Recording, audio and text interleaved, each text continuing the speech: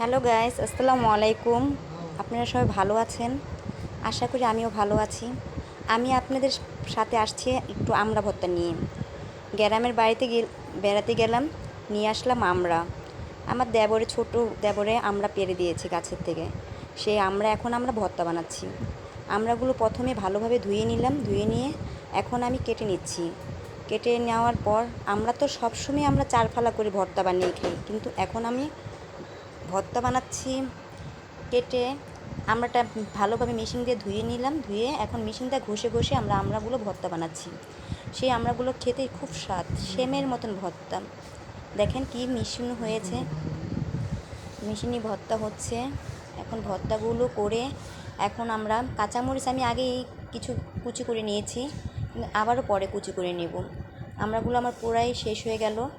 আমড়া ভর্তা খুবই স্বাদ, যেই সময় যেটা সেটাই খেতে ভালো। কিন্তু এখন আমার আমড়াগুলো সবই কুচি করা হয়ে গেল। এই যে এখন আমি একটু কাঁচামরিচ কুচি করে নিচ্ছি।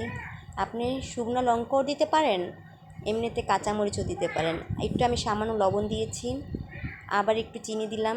এখন আমড়া ভর্তা পুরাই শেষ পর্যায়ে।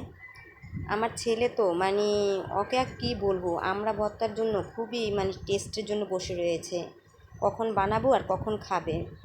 বুঝতে তো পারছেন, আমড়া ভর্তা আমার ধনে পাতা দিলাম, কাঁচামরিচ দিলাম, আমি এই সব কিছুই দেওয়া হয়ে গেল।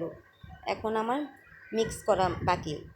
এই যে কাঁচামরিচটা আমার বেশি দিলে আবার ঝাল হয়ে যাবে, বাচ্চা তো খাবে, বাচ্চারা খেলে তো আবার কাঁচামরিচটা বেশি খেতে পারবে না। আমার কড়াই ওখানে দেওয়া আছে, তবু আর একটু দিচ্ছি। এই দেখেন আমড়াগুলো কি সুন্দর দেখতে, দেখতেও যেমন, খেতেও সুকমন, খেতেও খুব স্বাদু।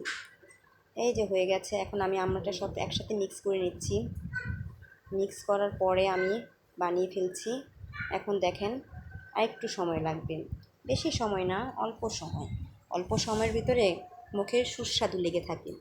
বুঝতে তো পারছেন, মাঝে মাঝে বাড়িতে বসে থাকলে টুকিটাকি করে কিছু বানিয়ে দিবেন ছেলে মেয়েদের, খেয়ে খুব স্বাদ পাবেন। ঘরের ঘরের খাবার স্বাদই একটা অন্যরকম, বাইরের খাবার অন্যরকম একটা টেস্ট। দেখেন আপনি বাজারে তো কিনতে পাওয়া যায়, কিনতে পাওয়া গেলে কি হবে, সেটা তো ভেজাল মেডিসিন দেওয়া থাকে, তারপর থাকে স্যাকারিন দেওয়া, রঙের পানি, সেটা তো খাবার কোনো বটেই না, আরও পোলাপানের পেট খারাপ হবে। দেখেন আমার আমরা ভর্তাটা কেমন হয়েছে।